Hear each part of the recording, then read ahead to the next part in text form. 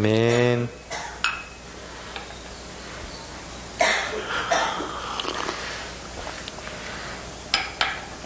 네, 오늘 우리 삶과 신앙의 부흥의 불을 다시 사모하자는 의미에서 몇 주째 지금 부흥 시리즈 말씀을 나누고 있습니다. 오늘 네 번째 시간이고요. 오늘은 교리의 회복에 대해서 함께 나누려고 합니다. 교리 딱 하면 뭔가 딱딱한 느낌부터 들죠. 근데 우리 기독교 역사에 가장 그 핵심 교리가 있습니다. 이신칭의라는 교리가 있습니다. 오늘 이신칭의를 중심으로 말씀을 나누려고 하는데, 이신칭의를 모르면 사실 기독교인이 아닙니다. 예, 오늘날 너무나도 교리가 등한시되고 있는데, 그래서 신앙의 뿌리가 없어요. 이신칭의는 믿음으로써 의에 이른다, 의롭다함을 받는다 라는 뜻을 가지고 있습니다. 중세 교회가 가장 역사상 어두웠던 기억으로 남는 이유가 있습니다. 그것은 참된 교리를 실종했기 때문입니다. 이신칭의 교리가 사라졌어요. 믿음으로써 구원에 이른다.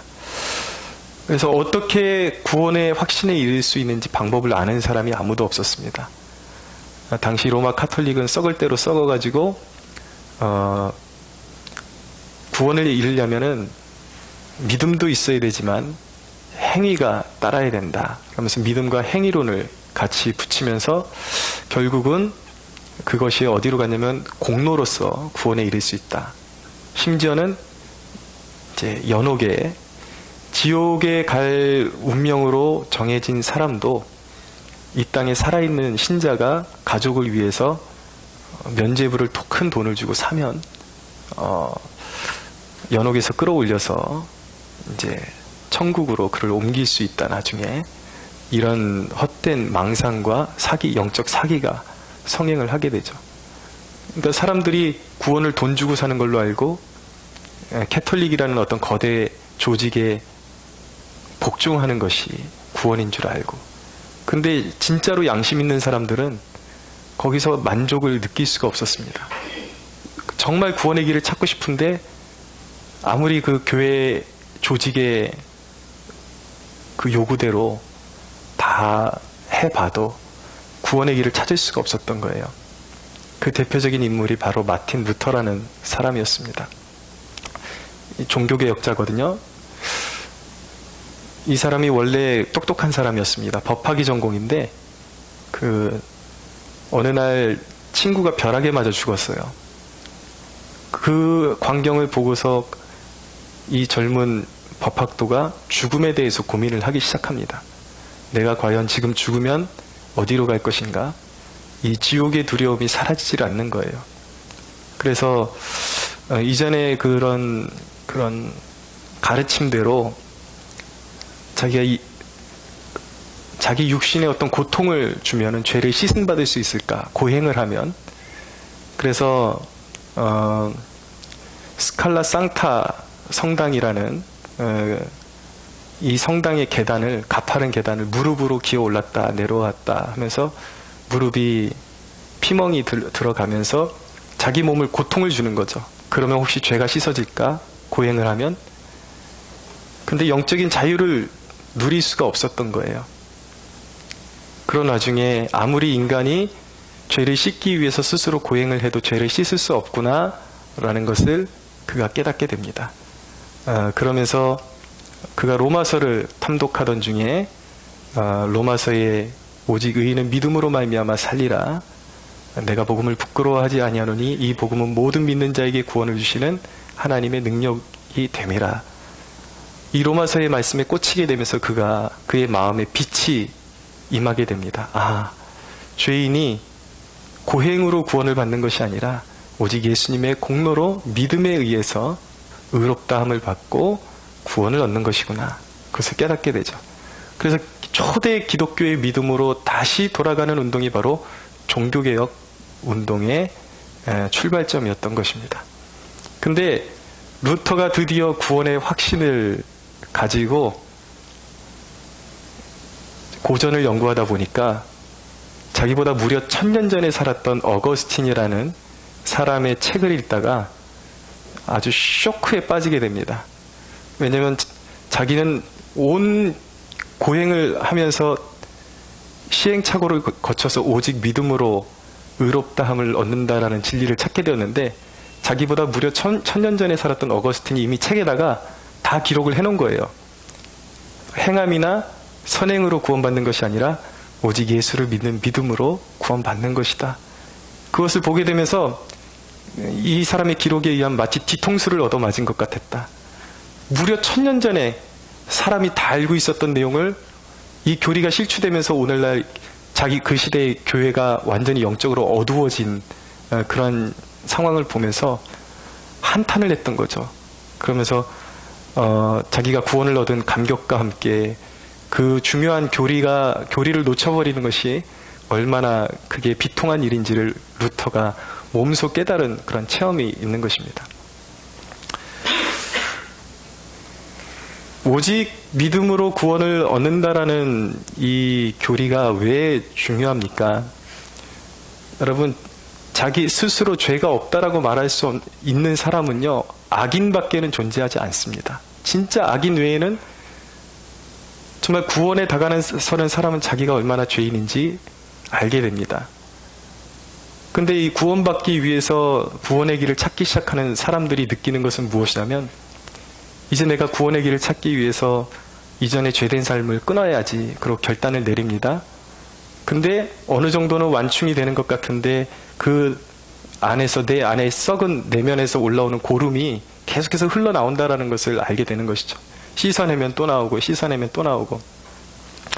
그래서 결국은 자기 자신이 얼마나 구제불능인지, 얼마나 죄인인지 절대적으로 깨닫지 않고는 사실은 구원에 이를 수가 없는 것입니다. 그러니까 여기서 중요한 것은 왜 오직 믿음으로밖에 되지 않느냐. 인간이 자기 힘으로 죄를 씻을 수 없는 절대적인 죄인이기 때문에 믿음 외에는 길이 없다라는 것을 알게 되는 것이죠. 자, 우리가 첫째로 논해야 되는 이 진리는 무엇이냐면, 그리스도의 대속의 은혜가, 대속의 그 십자가가 우리 죄인의 모든 죄값을 완전히 지불했다라는 것을 우리가 깨달아야 합니다. 예수님께서 십자가상에서 두 팔을 벌리시고 운명하실 때에 다 이루었다라고 말씀하셨습니다. 이 다 이루었다라는 이 단어의 헬라어 테텔레스타이라는 이 언어의 뜻은 다 지불했다라는 뜻이에요. 정확히 말하면 완불했다라는 뜻인 것입니다. 그것이 무슨 의미냐면, 우리 인간이 여전히 그 더러운 인생에서 나올 수 있는, 지금 나오고 있고 앞으로 나올 수도 있는 죄값까지 그리스도가 십자가에서 다 지불했다라는 뜻이에요. 이건 엄청난 것이거든요. 여러분들이 얼마나 죄인인지 깨달으면 깨달을수록 지금 제가 이야기하는 것이 얼마나 큰 은혜인지 여러분들 다시 느끼게 되는 역사가 있을 것입니다. 두 번째로, 우리가 믿을 때 어떤 예수 그리스도의 그 대속의 은혜, 그 십자가의 은혜를 믿을 때 어떤 역사가 일어나냐면, 칭의의 사건이 일어나는 것입니다. 그러니까 칭이라는 것은 무엇이냐면, 원래 우리가 죄인인데, 여전히 죄인인데, 우리가 나를 위해서 그리스도께서 모든 죄값을 지불하셨다는 것을 믿을 때에 하나님께서 나는 여전히 부족한 죄인인데 법적인 용어에 너는 의로운 사람이야 라고 칭해 주시는 거죠. 그 의롭다라는 것이 그냥 너는 어정쩡하게 깨끗한 사람이라고 하는 것이 아니라 하나님이 완전히 무결함으로 이렇게 선언을 해주시는 거예요. 너는 무죄야. 이게 칭의라는 것이죠. 칭의의 선언과 함께 성령께서 우리 안에 들어오십니다. 내주하십니다. 그러면서 우리가 중생하게 되죠. 우리의 영혼이 깨어나게 됩니다. 그러는 순간에 우리 안에 들어오신 성령은 우리를 영원히 떠나지 않으십니다. 할렐루야. 이것이 얼마나 위대한 사건인지요. 죄인들에게. 그래서 복음이라는 거예요. 성령이 우리를 떠나지 않으신다. 근데 중요한 것은 이 세 번째 대목인데, 그러면 그리스도인의 죄 문제는 어떻게 처리되는가? 그게 중요하거든요. 우리 그리스도인들이 여전히 예수 믿고 나서도 의롭다함을 얻은 상태에서도 죄를 짓는단 말이에요.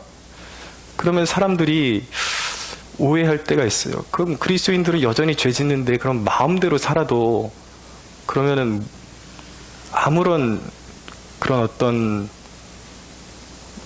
제재를 받지 않는다라는 얘기냐, 영적인 불이익을 당하지 않는다는 얘기냐, 그건 말이 되지 않는 것 같다 라고 말하는 그런 오해 때문에 사실 오늘 이 말씀이 굉장히 중요한 것입니다. 그리스도인이 죄를 범할 때 어떻게 처리가 되는가, 그 죄가. 자, 여러분, 죄인의 종류는 두 가지 죄인이 있습니다. 하나는 변화받은 죄인이 있고요. 변화받지 못한 죄인이 있고요. 또 하나는 그리스도의 능력으로 변화받은 죄인이 있어요. 이 둘의 차이를 정확하게 표현하기는 힘들지만 대략적으로 표현하면 이런 것입니다. 정수되지 않은 물에는요, 오염된 것이 더 많아요. 예를 들어서 지금 이 중랑천에서 흐르고 있는 물을 그대로 마시라 그러면 못 마시죠. 거기에 인간에게 해로운 더러운 것들이 많이 섞여 있습니다. 그 상태로는 식수로 사용할 수 없고 버려야 돼요. 이것이 변화받지 못한 죄인의 상태라는 거예요. 그러니까 여전히 교회는 나오는데 그 사람의 삶의 성향이 죄에 대해서 별로 죄책감을 느끼지도 않고 뭐가 죄인지도 모르고 그렇게 오염된 상태로 계속해서 추구하면서 살아요. 세상 사람들과 똑같은 삶의 양식을 가지고 살아요. 이 사람은 변화받지 못한 죄인이라는 거예요. 그 사람 변화받아야 돼요. 교회에 나와 있는 게 그 사람에게 구원이 아니에요. 변화받아야 되는 죄인이에요. 근데 변화받은 죄인은 무엇이냐면 마치 정수된 물과 같습니다. 인간에게 유익한 것이 더 많아진 것이죠. 마실 수 있지만, 그렇지만 여전히 약함이 있어요. 오염될 여지가 있고 그 안에 어떤 미세물질 같은 것이, 몸에 해로운 것이 남아있을 수도 있는 것이죠. 아직도 부패할 여지가 남아있는 것이죠. 그러니까 변화받은 죄인은 예수님의 보혈로 다 씻김받은 죄인인데 그 사람의 성향은 죄가 즐겁지 않아요. 죄가 즐겁다 그러면 그 사람 변화받은 죄인이 아니에요.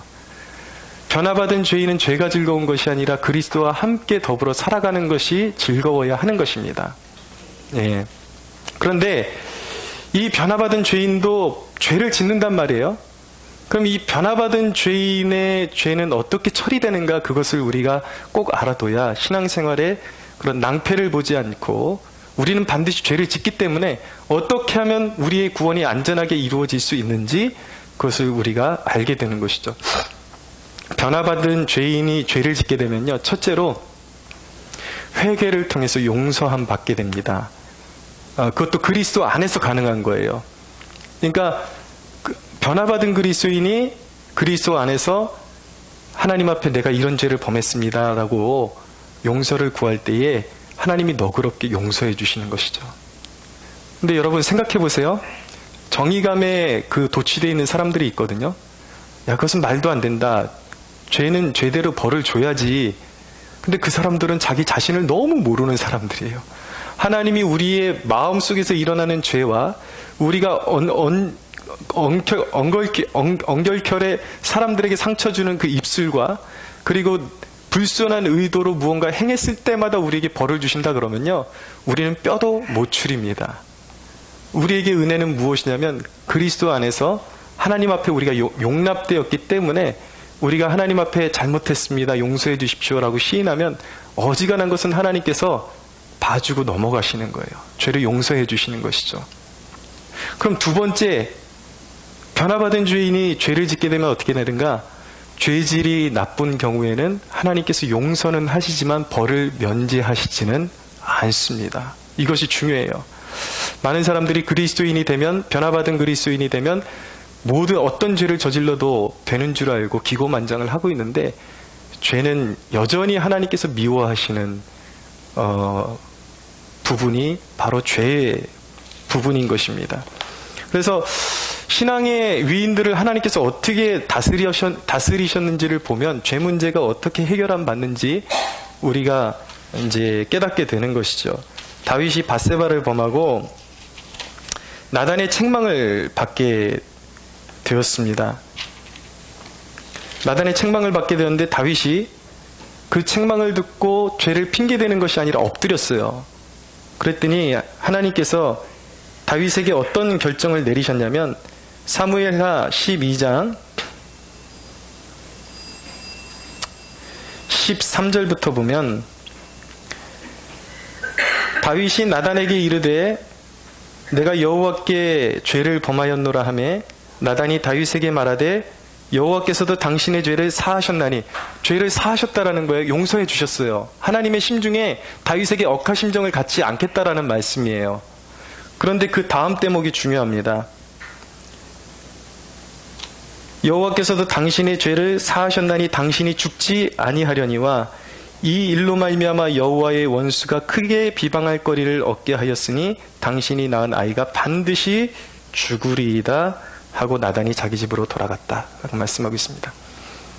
그러니까 변화받은 그리스도인이 중한 죄를 저질렀을 때 그 죄질이 나쁜 경우에 하나님이 판단하셨을 때 그렇게 죄 짓는 모습이 그에게 결코 좋지 않아요. 그의 인생을 파멸로 이끌어갈 수 있어요. 그럴 때 하나님께서 어떻게 조치를 취하는가? 일단 회개해야 돼요. 회개하면 하나님께서 심중에 용서하십니다. 관계를 파괴하지 않는다라는 거예요. 하나님께서. 그러니까 변화받은 그리스도인이라는 것은 우리가 하나님의 자녀가 되었다라는 것이거든요. 로마서의 말씀에 의하면 우리를 양자 삼아 주셨다라는 것이죠. 근데 그 하나님의 자녀의 관계를 끊어내지 않으신다라는 거예요. 은혜롭게. 그것을 끊어내지 않기 위해서 하나님이 행하시는 일이 무엇이냐면 그의 죄에 해당하는 응당하는 벌은 내리신다라는 것입니다. 징계를 주신다라는 거예요. 왜 징계가 필요합니까? 사랑할수록 죄의 파괴력을 가르쳐줘야 될 필요성이 있기 때문이에요. 사랑할수록 죄가 얼마나 무서운 것인지를 알게 해주셔서 다시는 죄 가운데 뒹굴지 아니하고 하나님의 자녀답게 살아가게 하시기 위해서 벌을 면제하시는 않는 것입니다. 여기서 중요한 것은 무엇이냐면 다윗이 용서받았지만 징계를 받아요. 근데 너무나도 은혜로운 것이 무엇이냐면 이 변화받은 죄인들에게 보장되어 있는 것은 무엇이냐면 하나님이 징계하실 때 그것을 겸허함으로 받으면 하나님께서 그것을 더 큰 은혜로 보답해 주십니다. 이것이 복음이에요. 할렐루야. 예, 다윗이 그런 밧세바와의 관계에서 첫째 아들은 하나님의 벌로 징계로서 죽임을 당하죠. 그러나 그 바로 이후에 하나님께서 위로를 주십니다. 솔로몬을 주시고 그리고 그 죄의 여파가 계속 이어져요. 그러니까 죄가 얼마나 무서운지를 여러분들이 깨달으셔야 돼요. 그 압살롬이 배신을 하게 됩니다. 다윗이 쫓기게 되죠. 자식에게 죽을 고비를 넘기면서. 그러나 그 가운데서도 하나님께서는 다윗을 향하는 은총을 멈추지 않으세요. 그래서 결국 그 위기를 통해서 다윗이 범죄한 것을 다스려서 죄가 얼마나 무서운지를 깨닫게 하시고 그리고 그렇지만 그 깨달은 다윗에게 그 위기를 통해서 다윗 왕가를 더 견고하게 해주시는 축복을 다윗에게 허락해 주시는 것입니다.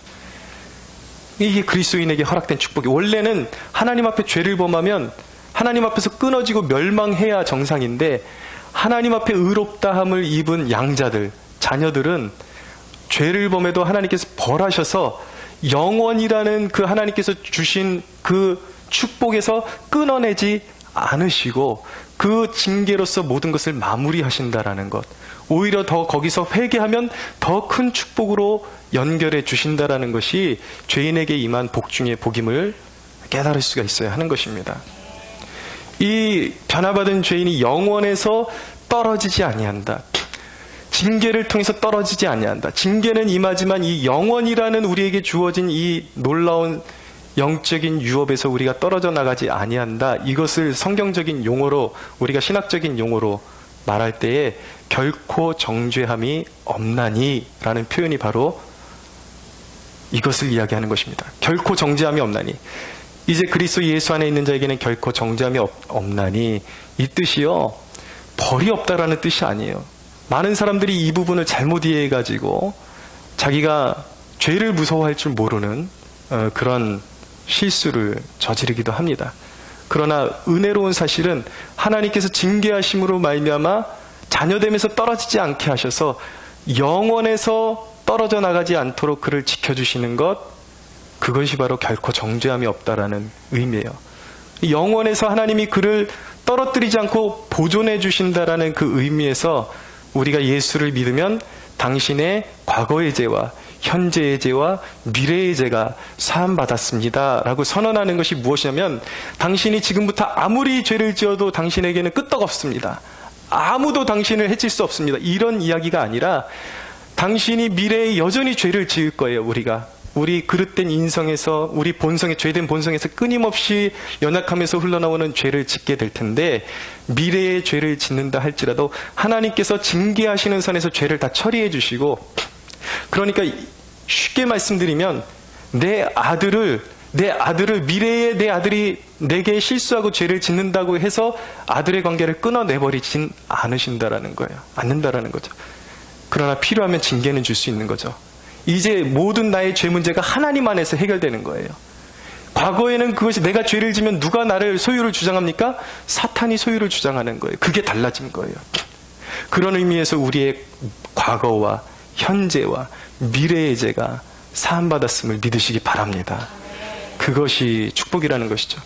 그렇기 때문에 영원히 우리 믿음 안에서 변화받은 죄인들이 하나님의 품에서 떨어져 나가지 않는다. 하나님께서 반드시 구원을 이루신다라는 것을 신학적으로 무엇이라고 하냐면 성도의 견인이라고 이야기하는 것입니다. 견인 아시죠? 견인차 끌어가는 거, 이끌어가는 거 딱 붙잡아가지고 끌어가지 않습니까? 우리의 구원을 누가 견인해 가시는가? 하나님이 우리를 붙잡고 끝까지 놓지 않고 견인해 가신다라는 것입니다.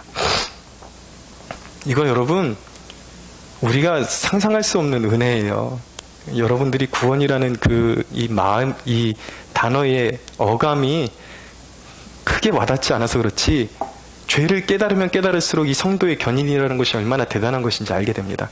근데 여러분, 한 가지 문제는 이 성도의 견인이라는 주제가 일부 사람들에게 오용되고 있었던 것은 사실입니다. 근데 미리 말씀드리지만 이 견인의 교리가 잘못된 것이 아니라 그 교리를 잘못 이해한 사람들의 문제예요. 얼마 전에, 몇 년 전에 전병훈 목사 사건이 교계에 있었죠. 저도 어지간하면 목사들을 함부로 판단하지 않으려고 굉장히 조심을 하는 편인데, 그리고 외부 세력들이 교회를 무너뜨리기 위해서 들어와서 이렇게 음모를 꾸미는 것도 있기 때문에 자초지종을 알기까지는 그 사람이 범죄했는지 안 했는지 그것을 함부로 제가 판단하지 않습니다. 그런데 이 전병훈 목사 같은 경우는 피해 여성하고 전화통화 내역까지 있고 아주 몰골이 상했죠. 분명한 범죄의 내역이 남아 있습니다. 그런 경우에는 노회가 처리를 해줘야 되고 그가 속한 교단이 그에게 분명한 징계를 내려줘야 되는데 한국교회의 썩은 면모를 거기서 또 보게 되는 것입니다. 징계를 내리지를 않아요. 형식적인 징계는 교회 안에서 내렸는데 몇 년 안에 서울권에다 개척하지 않겠다라고 다짐해놓고 또 다시 개척을 해놓고 지금 교회가 또 엄청나게 커졌습니다. 근데 그런 것을 보면은 사람들은 갸우뚱해요. 와, 저렇게 여자들 아무리 희롱하고 가지고 놀아도 목사가 능력만 있으면 저렇게 부흥이 되네. 근데 중요한 것은 이거예요. 왜 특별히 목회자들 가운데 이 성범죄가 많이 일어나는가? 왜 일어나는가? 저는 진단할 때 그렇게 생각합니다. 특별히 이 교리적으로 탄탄한 기반을 가지고 있었던 목회자들 가운데 이 성도의 견인 교리를 믿는 목회자들이 이것을 오용하는 거예요. 악의적으로 오용하는 것이죠.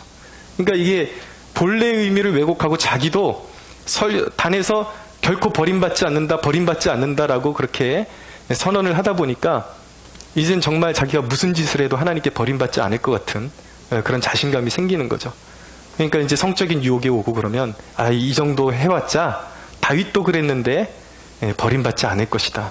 그런 용기를 가지고 이제 죄를 저지르는 것이죠. 그러나 여러분, 진리는 무엇인지 아십니까?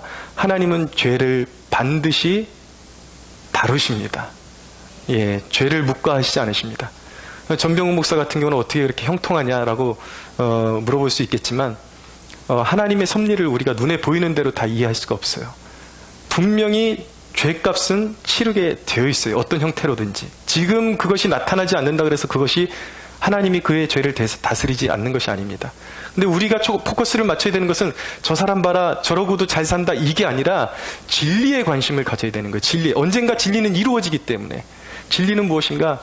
하나님의 용서하심을 간과하고 우리 그리스도인들이 고의적으로 중한 죄를 범할 때에 하나님께서 어떻게 처리하신가? 첫째는 소금이 맛을 잃어버리는 것 같이 가장 무서운 것은 무엇이냐면 촛대를 옮겨버리시는 것이 가장 무서운 죄악이에요. 무서운 징벌이에요. 그에게서 하나님의 영광이 떠나가는 것입니다. 그럼 이 땅에서 겉으로는 사람들에게 인정받는 사람으로 남아있을지 모르겠지만 그는 영혼이 없는 인간이나 마찬가지 버림받은 거예요. 버림받은 것이죠. 그래서 결국은 그 쓰임받지 못하는 상태에 이르게 됩니다. 또 한 가지는 무엇이냐면 이 땅에서 중한 죄를 버리지 않고 지속적으로 짓게 되면 이 땅에서의 육신의 삶이 완전히 패망할 수 있다는 사실을 기억해야 합니다. 실제적인 예를 하나 들어드릴게요. 제가 명성교회에 있을 때 청년부 생활을 할 때 같은 동기 형제가 있었는데 그 형제가 이제 간증을 올려놓은 걸 제가 봤어요. 자기 가정의 내력에 대해서.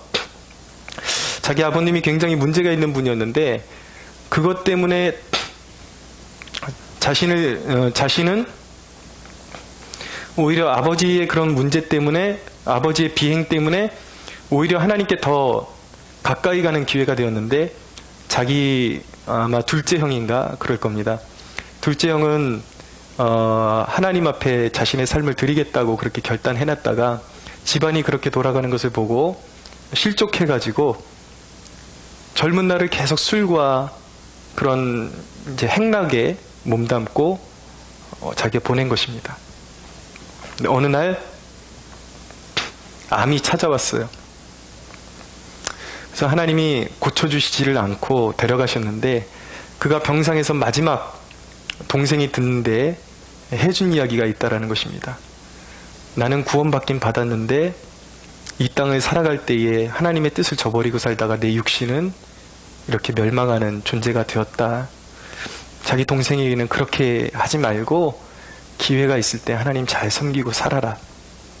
그렇게 유언을 남기고 눈을 감게 된 것입니다. 이런 거예요, 여러분.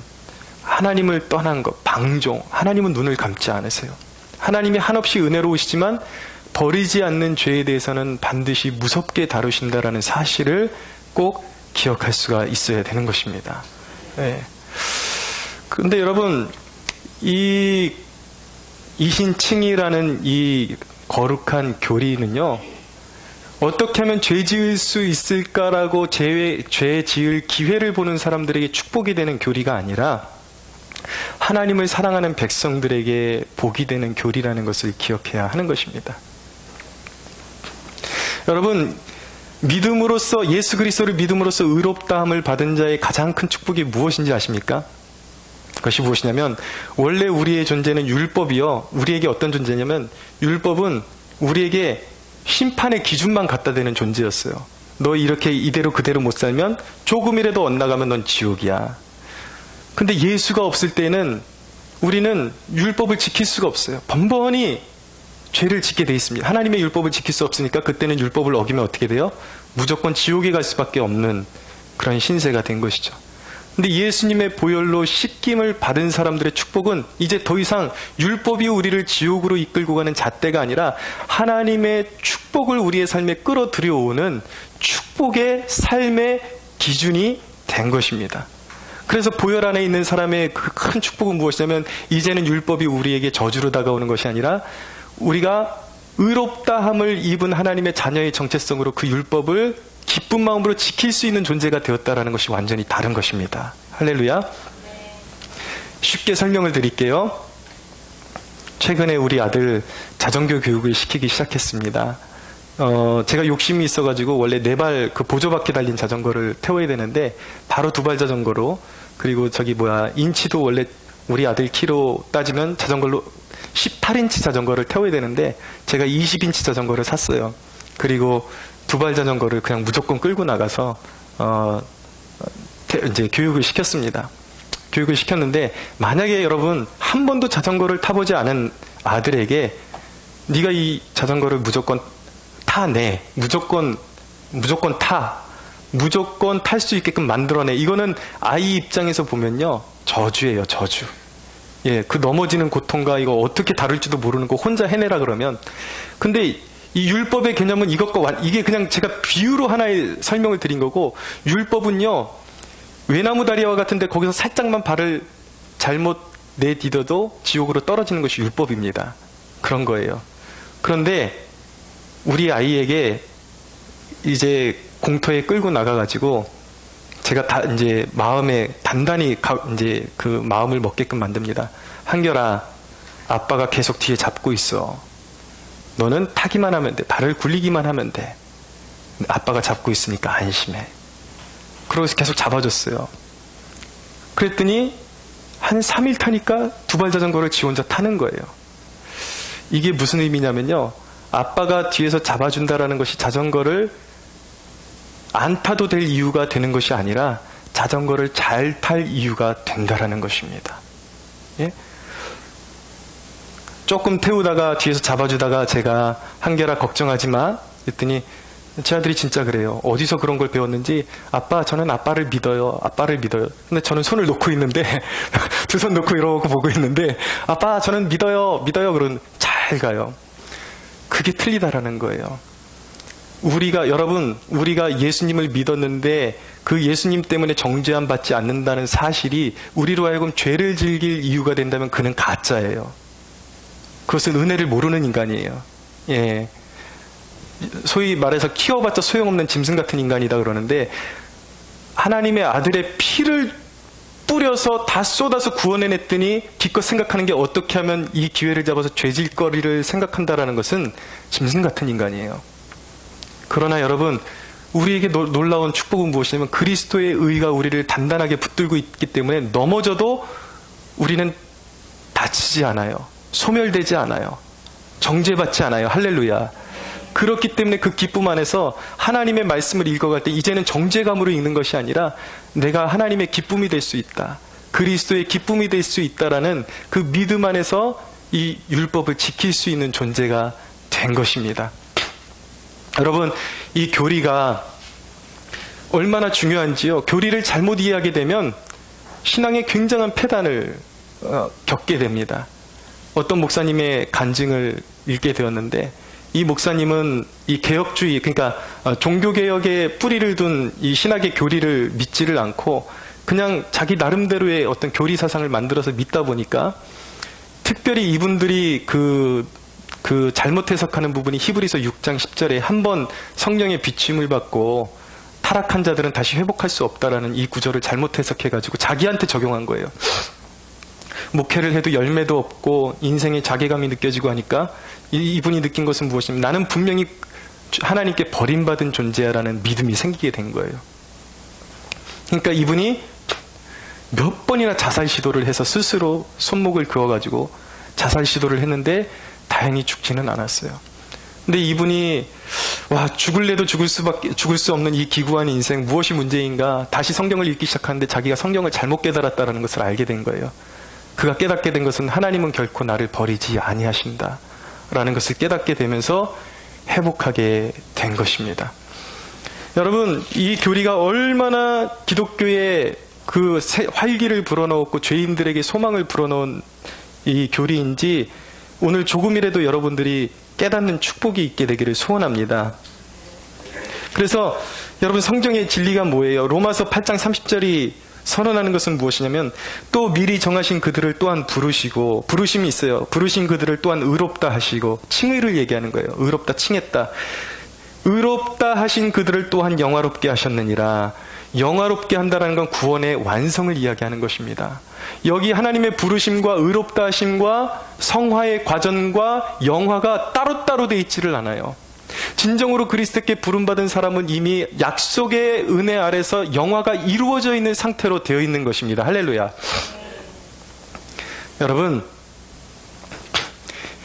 여러분들이 우리 그리스도인이라 할지라도 우리가 살아가다 보면 원치 않는 불미스러운 불행이 닥쳐올 때가 있거든요.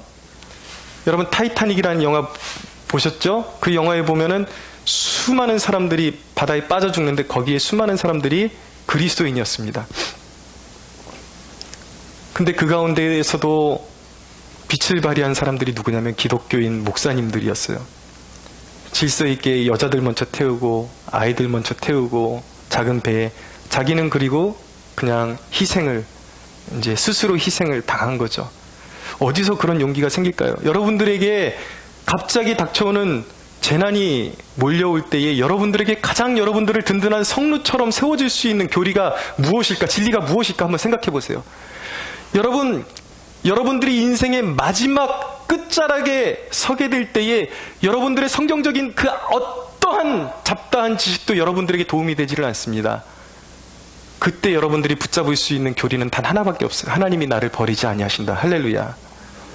나는 구원받았다.